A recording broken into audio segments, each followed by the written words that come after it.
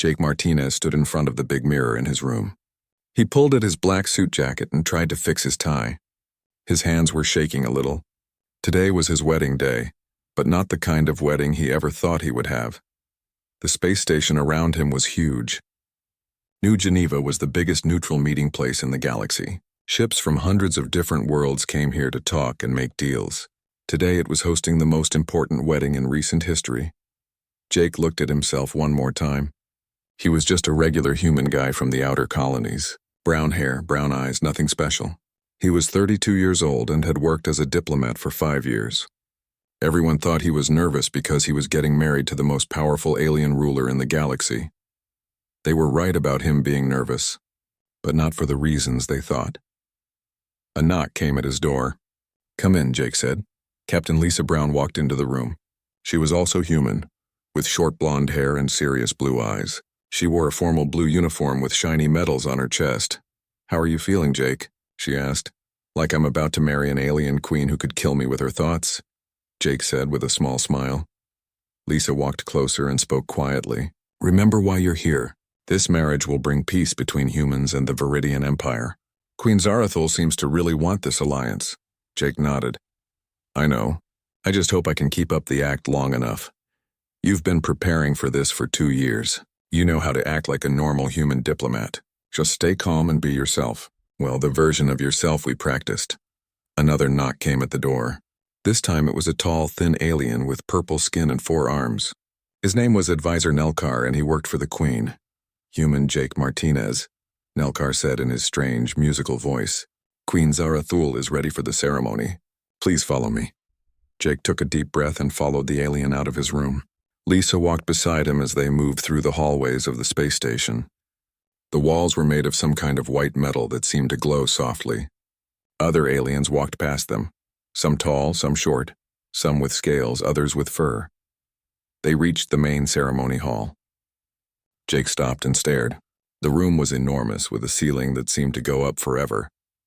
Hundreds of aliens sat in floating chairs that hung in the air. At the front of the room was a raised platform made of blue crystal, and there waiting for him was Queen Zarathul. She was beautiful in a way that made Jake's breath catch in his throat. She stood 8 feet tall with bright blue skin that seemed to shine with its own light. Her hair was silver and floated around her head like she was underwater. Her eyes were large and golden, and when she looked at Jake, he felt like she could see right through him. She wore a dress made of what looked like liquid starlight. It moved and flowed around her body like it was alive. On her head was a crown made of the same blue crystal as the platform. Jake walked down the long aisle toward her. Every step felt heavy. The aliens in the floating chairs watched him with interest. He could hear them whispering in their different languages. "Look how small he is," one said. "Humans are so weak," said another. "Why would our queen marry such a creature?" Jake kept his face calm and friendly. He had practiced this walk 1,000 times. When he reached the platform, he looked up at Queen Zarathul and smiled. "Your Majesty," he said, giving her a small bow. "You look beautiful." The Queen's golden eyes studied his face.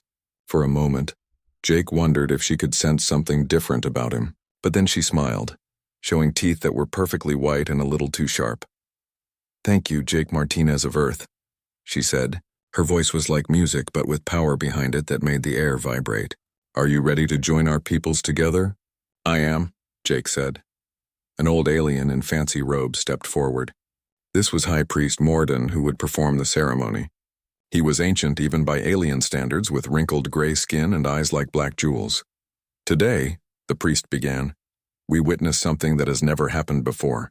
A human and a Viridian, joining together in marriage. This union will bring peace between our peoples and create a new future for the galaxy." The ceremony was long and full of rituals that Jake didn't understand. He had to drink from a cup made of some kind of bone. The liquid inside tasted like metal and made his tongue tingle.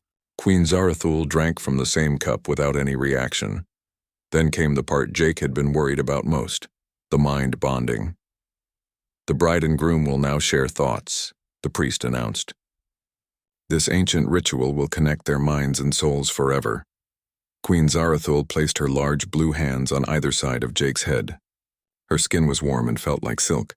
She closed her golden eyes, and Jake felt her mind reaching out to touch his. What she found surprised her.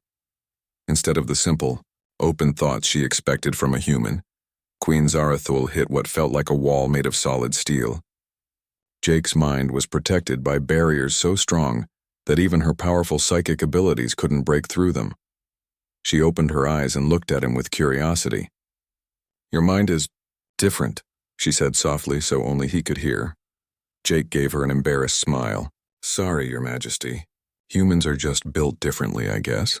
We're not very good at the mind-sharing thing." The Queen stared at him for a few more seconds, then nodded. "No matter.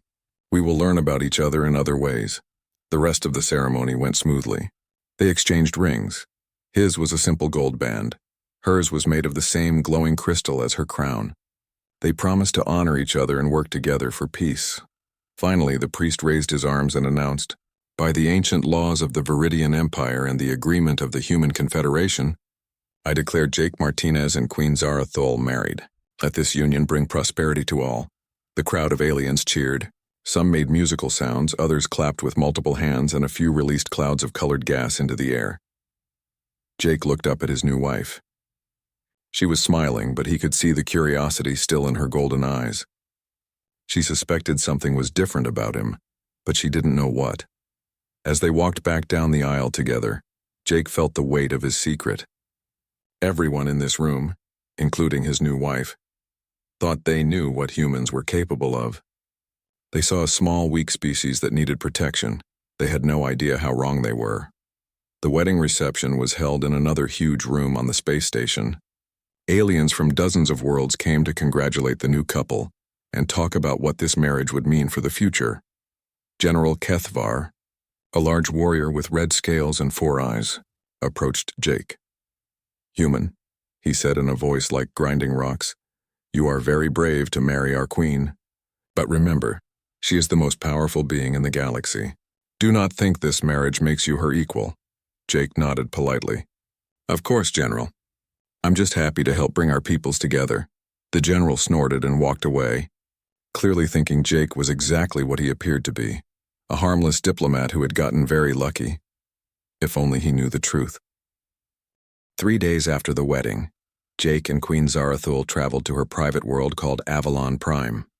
Their ship was beautiful and strange, looking more like a living creature than a machine. It was made of the same biotechnology that all Viridian ships used.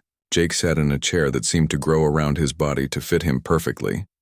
Through the clear walls of the ship, he could see the stars moving past as they flew through space faster than light. "This is your first time on a Viridian ship," Queen Zarathul said. She was sitting across from him, no longer wearing her heavy crown. Without it, she looked younger and more relaxed. "What do you think?" "It's amazing," Jake said, and he meant it. "It feels alive." "Because it is," the Queen said with a smile. "We grow our ships instead of building them. This one is called Whisper of Stars. She has been my personal ship for 50 years. Jake nodded and looked around with wonder, playing the part of a human seeing advanced alien technology for the first time. In reality, he had been on ships far more advanced than this one. But Queen Zarathul didn't need to know that. When they arrived at Avalon Prime, Jake's breath caught in his throat. The planet was the most beautiful thing he had ever seen. It had 3 moons and was covered in forests of silver trees that sparkled in the sunlight. Purple oceans covered half the world, and floating islands drifted through the sky like dreams. "Welcome to my home," Queen Zarathul said softly. They landed near a palace that looked like it had been carved from a single piece of white stone. It rose from the center of a lake, connected to the shore by a bridge that seemed to be made of solid light. The palace was huge, but felt warm and welcoming. Servants bowed to the queen as they passed, but Jake noticed they also bowed to him. He was their queen's husband now, which made him important too. "I thought we could spend some time getting to know each other," Queen Zarathul said as they walked through halls filled with beautiful art and strange plants. "The political marriage is done. Now we can see if we can become friends." Jake smiled at her. "I'd like that very much." Their first few days together were pleasant. The Queen showed him around the palace and told him stories about Viridian history. Jake listened carefully and asked good questions. He was genuinely interested in learning about her culture, even though he already knew much more about it than he let on. On the fourth day, Queen Zarathul suggested they take a walk through the royal gardens. The gardens were enormous, filled with plants from hundreds of different worlds. Some of the flowers were as big as trees, while others were tiny and glowed like stars. They were walking along a path beside a stream when they heard a low growling sound. "What was that?" Jake asked, even though he already knew. Queen Zarathul's face went pale. "Shadow beasts," she whispered. "They must have come down from the mountains." 3 creatures stepped out from behind the large flowers. They looked like huge cats, but their fur was black and seemed to absorb light. Their eyes glowed red, and their teeth were as long as Jake's fingers. Each one was the size of a small car. "Don't move," the queen whispered. "They hunt by sensing fear and sudden movements." But it was too late. The largest shadow beast let out a roar and leaped toward Queen Zarathul with its claws extended. Jake stepped in front of his wife. What happened next took less than 3 seconds, but to Jake it felt like slow motion. His body moved without him having to think about it. Years of training kicked in automatically. He caught the shadow beast's front paws in his hands and stopped its attack completely. The creature looked confused as it found itself hanging in the air, unable to move forward despite using all its strength. With a gentle twist of his wrists, Jake flipped the beast over and set it down on its back. It lay there for a moment, stunned, and not hurt, then scrambled to its feet and ran away. The other 2 shadow beasts saw what happened and decided they didn't want to fight anymore. They turned and disappeared back into the garden. Jake brushed off his hands and turned to Queen Zarathul, who was staring at him with her mouth open. "Are you okay?" he asked. "How did you do that?" she whispered. Jake shrugged and gave her an embarrassed smile. "I used to do pest control back home on my colony world. You learn to handle dangerous animals without hurting them." Queen Zarathul continued to stare at him. Shadow beasts were so dangerous that even trained Viridian warriors avoided them. Her guards carried special weapons just in case they ever encountered one. But Jake had stopped a full-grown shadow beast with his bare hands like it was nothing. "Jake," she said slowly, "that shadow beast weighs over 600 pounds and you just caught it." "Earth has pretty heavy gravity," Jake said with another shrug. "Makes you stronger, I guess." The queen didn't look convinced, but she didn't push the question. Not yet. 2 days later, Queen Zarathul decided to show Jake the royal armory. It was a huge room filled with weapons and armor from across the Viridian Empire's long history. "This is the Hammer of Kings," she said, pointing to a massive war hammer sitting on a special stand. "It was forged 3,000 years ago and has been carried into battle by 7 different emperors." Jake walked over to look at the hammer. It was beautiful, made of some kind of blue metal that seemed to glow from within. Strange symbols were carved all along its handle. "It's heavy," Queen Zarathul said. "It takes 3 of my strongest guards to move it from its stand." Jake nodded and reached out to touch the hammer's handle. "May I?" "Of course, but be careful. Don't try to lift it. You might hurt yourself." Jake wrapped his fingers around the handle and lifted the hammer off its stand with one hand. He held it up and tested its balance, swinging it gently through the air. "The balance is really good," he said, completely unaware that Queen Zarathul was staring at him again. Whoever made this knew what they were doing. He set the hammer back on its stand and smiled at his wife. "Thanks for showing me this. Your people make beautiful weapons." Queen Zarathul just nodded, her golden eyes wide with surprise. The next morning, she suggested they visit the sacred crystal caves beneath the palace. These caves were special to the Viridian people. The crystals inside them glowed with psychic energy that helped the royal family communicate with their ancestors. "I should warn you," Queen Zarathul said as they walked down the stone steps into the caves. "The psychic energy down here can be overwhelming for non-Viridians. If you start to feel dizzy or sick, tell me right away." "Okay," Jake said. They descended deeper underground until they reached a huge cavern filled with crystals of every color. The crystals hummed with energy and cast rainbow lights on the walls. The air itself seemed to vibrate with power. Queen Zarathul walked to the center of the cavern and knelt before the largest crystal. She closed her eyes and placed her hands on its surface. The crystal began to glow brighter, and Jake could feel the psychic energy growing stronger. Most non-Viridians would have been driven mad by the psychic pressure in the caves. Some would have fainted, others would have started screaming. The lucky ones would have just run away in terror. Jake walked around the cavern looking at the pretty crystals and whistling softly to himself. "These are really beautiful," he said. "The colors are amazing. Do they always glow like this?" Queen Zarathul opened her eyes and looked at him. The psychic energy in the cavern was strong enough to kill most aliens, but Jake seemed completely unaffected. He was examining the crystals like a tourist looking at interesting rocks. "Jake," she said carefully, "do you feel anything strange down here?" "Strange how?" Jake asked. "I mean, it's a little warm and there's a nice humming sound. But other than that, it just feels peaceful." The queen stood up slowly.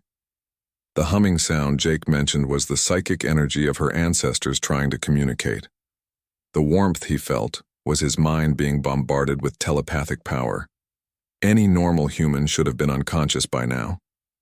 But Jake just stood there smiling at the pretty lights. "We should go back up," Queen Zarathul said quietly.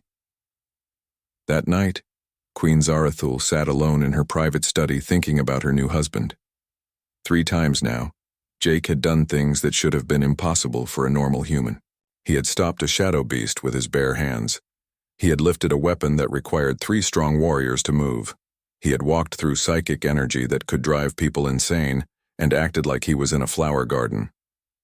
Each time, he had given a simple explanation that almost made sense. Heavy gravity. Pest control experience.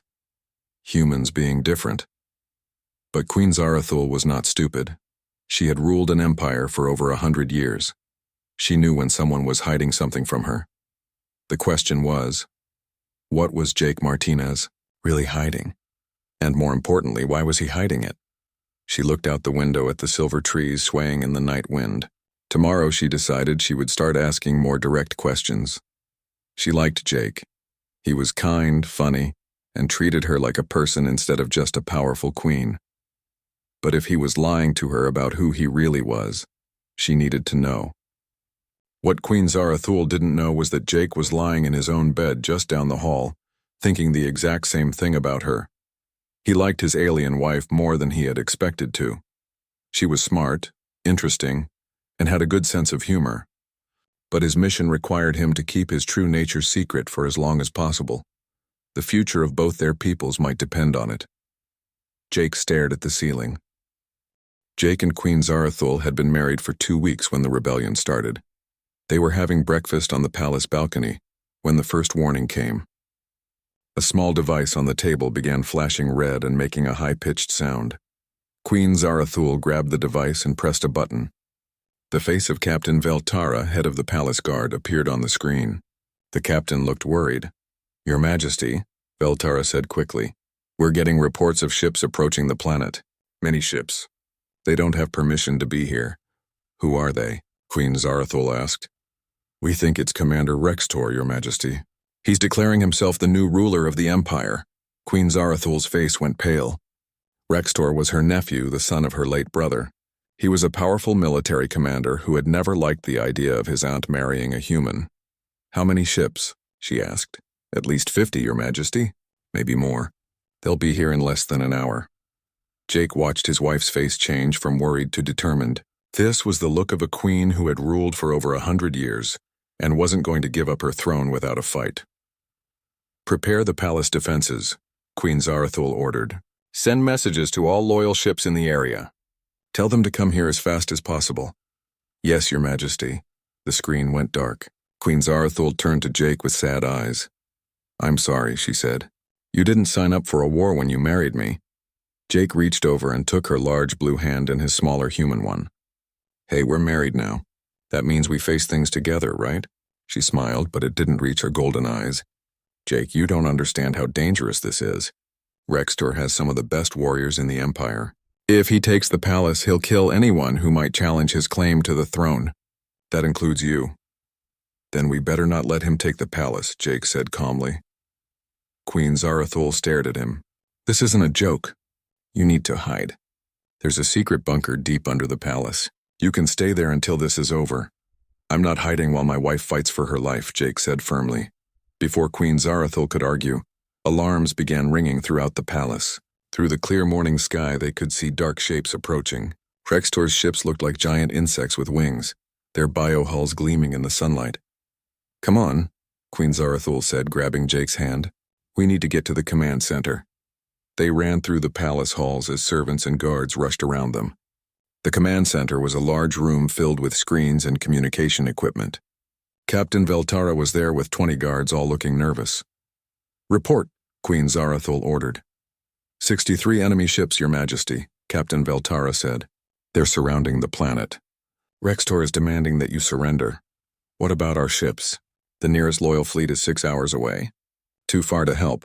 Queen Zarathul closed her eyes for a moment, thinking. When she opened them, her face was hard as stone. Then we make our stand here. How long can the palace defenses hold? Against this many ships? Captain Veltara looked uncomfortable. Maybe 30 minutes, Your Majesty. On the main screen, a face appeared. It was Commander Rextor, Queen Zarathul's nephew. He looked like her, tall and blue-skinned, but his eyes were cold and angry. He wore black armor covered with battle scars. Hello, Aunt, Rextor said with a cruel smile.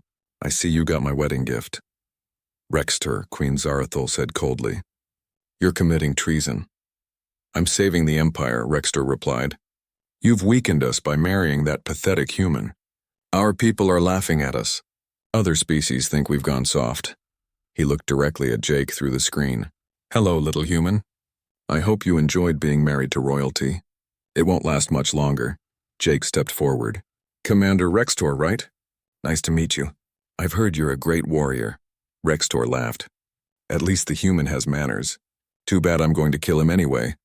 Rextor, Queen Zarathul said angrily. If you attack this palace, you'll be starting a civil war. Thousands of innocent people will die. Then surrender, Rextor said simply. Give up your crown, dissolve your marriage to the human, and I might let you live in exile. Never. Then you've chosen death. I'll give you 1 hour to think about it. After that, my ships will turn your pretty palace into rubble. The screen went dark. Captain Veltara looked at Queen Zarathul with respect, but also fear. Your Majesty, what are your orders? Prepare for battle, Queen Zarathul said. All guards to defensive positions. Activate all shield generators and weapons. Your Majesty, one of the younger guards said. Maybe we should consider surrender. Rextor has too many ships. Queen Zarathul's golden eyes flashed with anger. I am Queen of the Viridian Empire. I do not surrender to traitors. Anyone who wants to leave can go now. None of the guards moved. Jake, Queen Zarathul turned to her husband. Please go to the bunker. I can't protect you and fight a battle at the same time. No, Jake said quietly. This isn't a discussion. You're not a warrior. You'll just get in the way. Jake looked at his wife, really looked at her. She was scared, angry, and trying to be brave all at the same time. She was preparing to fight a battle she probably couldn't win, and she was worried about keeping him safe. Zara, he said, using her first name instead of her title. I need to tell you something. Before he could continue, the palace shook. Through the windows, they could see energy beams striking the outer defenses. Rextor had started his attack early. The shields are holding, Captain Veltara reported, but they won't last long against this much firepower. More explosions rocked the palace. Pieces of the ceiling fell down and some of the screens went dark. Jake, please, Queen Zarathul begged, just go hide. I can't lose you too. Jake walked over to her and gently touched her face. Zara, listen to me. I'm not going anywhere, and you're not going to lose. How can you be so sure? Jake smiled, and for the first time since she'd known him, Queen Zarathul saw something different in his eyes. They weren't the eyes of a nervous diplomat anymore. They were calm, confident, and somehow very dangerous. Because, Jake said quietly, Rextor has no idea what he's really fighting. Another explosion shook the palace. This time, the lights went out for a few seconds before emergency power kicked in. Outer defenses are failing, Captain Veltara reported. Enemy troops are landing. They'll be at the palace in minutes. Queen Zarathul drew her sword, a beautiful weapon made of the same blue crystal as her crown. Then we meet them at the gates. Wait, Jake said. He turned to Captain Veltara and the guards. I need you all to step back. Way back. Jake, what are you doing? Queen Zarathul asked. Something I probably should have done 2 weeks ago, Jake said. He looked at his wife with eyes full of love and regret. I'm sorry I lied to you. Before anyone could ask what he meant, the main doors to the command center exploded inward. Smoke filled the room as Rextor's elite soldiers poured in. They wore black armor that made them look like demons, and they carried weapons that could cut through solid steel. Surrender now, the lead soldier shouted, and your deaths will be quick. Queen Zarathul raised her sword and prepared to fight. Jake stepped in front of her. Stay behind me, he said in a voice she had never heard from him before. It was calm, cold, and absolutely certain. Then Jake began to change. His nervous, friendly expression disappeared. His shoulders straightened. The air around him seemed to get thicker, like the moment before lightning strikes. Jake? Queen Zarathul whispered. The first soldier fired his weapon at Jake. The energy beam that could melt through battle armor hit Jake in the chest and did absolutely nothing. It didn't even burn his clothes. The soldier stared in shock. What are you? Jake smiled, but it wasn't his usual friendly smile. This smile was the kind that apex predators gave their prey right before they attacked. I'm human, Jake said simply. Then he moved. What happened next was impossible to follow with normal eyes. Jake became a blur of motion that flowed through the enemy soldiers like water through a broken dam. He didn't use any weapons. He didn't need them. His first touch sent a soldier flying across the room to crash into the wall. His second touch made another soldier's weapon crumble to dust in his hands. The third soldier tried to run, but Jake caught him gently by the shoulder, and the warrior simply fell unconscious. In less than 10 seconds, 15 elite soldiers, warriors who had conquered planets and defeated armies, were either unconscious or too scared to move. Jake stood in the center of the room, not even breathing hard. His clothes weren't even wrinkled. Anyone else want to try? He asked politely. The remaining soldiers dropped their weapons and ran. Queen Zarathul stared at her husband in complete shock. Captain Veltara and the guards were backing away from Jake like he was a bomb about to explode. Jake, Queen Zarathul whispered. What are you? Before Jake could answer, Rextor's voice came over the communication system. What's happening down there? He demanded. Report. Jake walked over to the communication console and pressed a button. Hi, Rextor, Jake said in his normal, friendly voice. This is Jake Martinez, the pathetic human. I just wanted to let you know that your soldiers won't be reporting back. Silence from the other end. Who is this? Rextor finally asked. I told you. I'm Jake Martinez, your aunt's husband. The weak little human you were planning to kill? Impossible. Humans are weak. They can't fight. Jake looked at Queen. The palace was quiet now. Rextor's ship still surrounded the planet, but no more soldiers were attacking. The rebel commander was probably trying to figure out what had happened to his elite troops. Queen Zarathul sat in her private chamber with Jake. They were alone. Captain Veltara and the guards had been told to wait outside. The queen needed answers, and she needed them now. Talk, she said simply. Jake sat across from her in a chair that was too big for his human size. He looked tired, like he had been carrying a heavy weight for a long time and had finally put it down. Where do I start? He asked. Start with the truth. All of it. Jake took a deep breath. My real name is Jake Martinez. That part wasn't a lie. I really am from the outer colonies, and I really did work as a diplomat. But that's not the whole story. He stood up and walked to the window. Outside, they could see Rextor's ships waiting like dark birds of prey. Humans aren't what you think we are, Jake said. We're not weak. We're not primitive. We're not a small species that needs protection. Queen Zarathul leaned forward in her chair. Then what are you? We're survivors, Jake said simply. Earth isn't like most planets. Our gravity is much stronger than normal. Our weather is violent and unpredictable. We have earthquakes, hurricanes, volcanoes, ice ages, plants and animals that can kill you if you're not careful. He turned to face her. For millions of years, Earth tried to kill us. Other species on our planet tried to eat us. Diseases tried to wipe us out. But we survived all of it. We adapted. We got stronger. Stronger how? Jake held up his hand and squeezed it into a fist. The air around his hand shimmered like heat waves. Our bones are 3 times denser than most alien species. Our muscles can store and release energy in ways that shouldn't be possible. Our brains have natural defenses against psychic attacks. We heal faster, react quicker, and can push our bodies far beyond what should be their limits. Queen Zarathul remembered the Shadow Beast, the Warhammer, the Psychic Caves. That's how you did those things. That's how any human could do those things, Jake said. What you saw wasn't special. That was just normal human ability. The Queen felt a chill run down her spine. If that was normal, then what are you really? Jake walked back to his chair and sat down. I'm a member of the Terran Guard. What's that? The best of the best. Humans who have trained for decades to push our natural abilities to their absolute maximum. Each Guard member can do things that would seem impossible to other species. Jake held up one finger. We can survive in deep space without suits for short periods. We can lift objects that weigh tons. We can process information and react faster than most computers. He held up a second finger. We can resist psychic attacks, survive energy weapons that would vaporize normal matter and heal from injuries that would kill most aliens. A third finger. We can move so fast that we seem to teleport. We can hit with enough force to shatter mountains. And we can do all of this while keeping perfect control, never hurting anyone we don't mean to hurt. Queen Zarathul stared at him. How many of you are there? Thousands, Jake said quietly.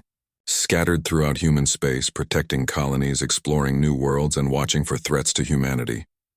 Watching for threats like my empire? Jake met her golden eyes. Yes, the silence stretched between them.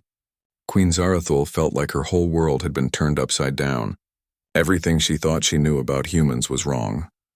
The marriage, she said finally. It wasn't about a weak species seeking protection. No, Jake said. It was about two powerful civilizations deciding whether to be friends or enemies. And you were sent to spy on us. I was sent to evaluate your people and your intentions. To see if the Viridian Empire could be trusted as an ally. Queen Zarathul felt anger building in her chest. So everything between us has been a lie. Jake leaned forward urgently. No, that's the one thing that wasn't a lie. How can I believe anything you say now? Because of this. Jake reached into his pocket and pulled out a small device. He pressed a button, and a holographic image appeared in the air between them. The image showed the wedding ceremony from 2 weeks ago. But this version was different. It showed Jake's face during the mind-bonding ritual, but from an angle the cameras hadn't captured. In the hologram, Jake's eyes were closed, and his face showed an expression of wonder and surprise. When Queen Zarathul's mind had touched his mental barriers, something unexpected had happened. Watch carefully, Jake said.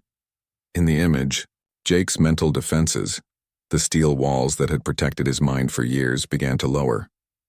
Not because they were being broken, but because he was choosing to lower them. For just a moment, his thoughts had been completely open to her. You couldn't see it during the ceremony, Jake said, but part of your mind did get through my barriers. You saw what I was really feeling. Queen Zarathul remembered that moment. For just an instant, she had felt something from Jake's mind. She had thought it was simple nervousness, but now she realized it had been something else entirely. What did I sense? She asked quietly. That I was already falling in love with you, Jake said. Not with the queen of a powerful empire. Not with a political ally. With you. The person who laughed at my stupid jokes and showed me her favorite places and told me stories about her childhood. He stood up and walked to her chair. Zara, the marriage started as a political arrangement. But somewhere along the way it became real for me. Completely real. Queen Zarathul looked up at him. How do I know you're not just saying what you think I want to hear? Jake smiled sadly. Because if I wanted to lie to you, I never would have revealed what I really am. I could have kept pretending to be a normal human for the rest of our lives. You never would have known. Then why tell me now? Because Rextor's attack changed everything. I couldn't protect you while pretending to be helpless. And because, Jake hesitated, because what? Because I realized I'd rather risk losing you by telling the truth than keep you by living a lie. Queen Zarathul stood up. She was a full 2 feet taller than Jake, but somehow he didn't seem small anymore. His presence filled the room like contained lightning. Tell me about humanity's real civilization, she said. Jake pressed another button on his device. The hologram changed to show a star map of the galaxy. Thousands of points of light were marked in blue. These are human worlds, Jake said. Queen Zarathul stared in shock. There were far more blue dots than red ones. How many? Over 10,000 colony worlds. 300 billion humans. We've been exploring and settling the galaxy for 800 years. That's impossible. We would have detected you. We didn't want to be detected, Jake said. Humanity learned early that it's better to watch and learn before making contact with new species. Some aliens are peaceful, others are aggressive. We prefer to know which type we're dealing with before we introduce ourselves. The star map zoomed in to show the area around Viridian space. Human colonies surrounded the Empire on all sides. You've been watching us, Queen Zarathul said. For over 2 centuries, we've seen your empire grow and change. We've watched your wars and your peace treaties. We've studied your culture and your technology. And what did you decide about us? Jake looked at her with serious eyes. That you're good people who deserve to survive and prosper. Your empire has some problems. What civilization doesn't, huh? But your core values are compatible with ours. That's why we decided to reveal ourselves through alliance instead of conquest. Conquest? Queen Zarathul felt cold. You could have conquered us? Jake was quiet for a long moment. Yes, he said finally. If we had wanted to. The hologram changed again, showing images of human ships. They were sleek and powerful, but what shocked Queen Zarathul was their size. Each ship was easily 10 times larger than the biggest Viridian dreadnought. Our technology is different from yours, Jake explained. You focus on bioengineering and psychic enhancement. We focus on raw power and efficiency. Both approaches have their advantages. How much more advanced are you? That's hard to measure. In some ways, your bioships are more elegant than our designs. But our ships can travel faster, hit harder, and carry more firepower. Queen Zarathul sank back into her chair. So when Rextor said humans were weak and pathetic, he was making the same mistake a lot of species make, Jake said. He judged us by our size instead of our capabilities. A soft chime came from Jake's communication device. He looked at it and frowned. What is it? Queen Zarathul asked. Message from the Terran Guard Command. They're asking if I need backup. Backup? Jake smiled, and this time it was his old friendly smile.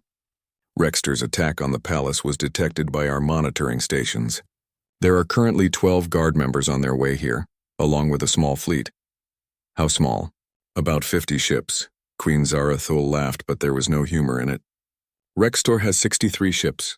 He thinks he has the advantage. Rextor is about to learn what happens when you threaten a guard member's family, Jake said quietly. Another chime from his device. Jake read the message and his expression grew serious. What now? Queen Zarathul asked. It's not just backup, Jake said. Long-range sensors have detected something else heading toward the system. Something that makes Rextor's rebellion look like a minor problem. What? Jake looked at his wife with eyes full of concern. The Void Swarm, a massive... Queen Zarathul looked at Jake for a long moment. Her husband had just revealed that everything she thought she knew about humans was wrong. They weren't weak or primitive. They were possibly the most powerful species in the galaxy, and they had been watching her people for centuries. She should have felt angry or betrayed. Instead, she felt something else entirely. Jake, she said quietly, when you lowered your mental barriers during our wedding ceremony, I felt something from your mind. Something I didn't understand at the time. What did you feel? Fear, she said. You were terrified. Not of me or the ceremony, but of something else. What were you afraid of? Jake walked over to her chair and knelt down so they were at eye level. I was afraid that when you learned the truth about me, you would hate me for lying to you.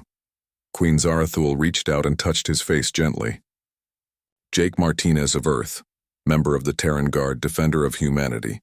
You are still my husband, and I choose to trust you. Relief flooded Jake's face. Even after everything I've hidden from you? Especially after everything you've hidden from me, she said with a small smile. You gave up your greatest advantage to save my life. That tells me everything I need to know about who you really are. Before Jake could respond, his communication device chimed urgently. He looked at it and his face grew serious. The human ships are here, he said. They rushed back to the command center, where Captain Veltara and the guards were staring at the main screen in shock. The space around Avalon Prime had suddenly filled with ships, but these weren't like any ships Queen Zarathul had ever seen. They were huge, sleek vessels that seemed to be made of liquid silver. They moved through space with perfect precision, taking positions around Rextor's fleet. Those are human ships? Queen Zarathul asked.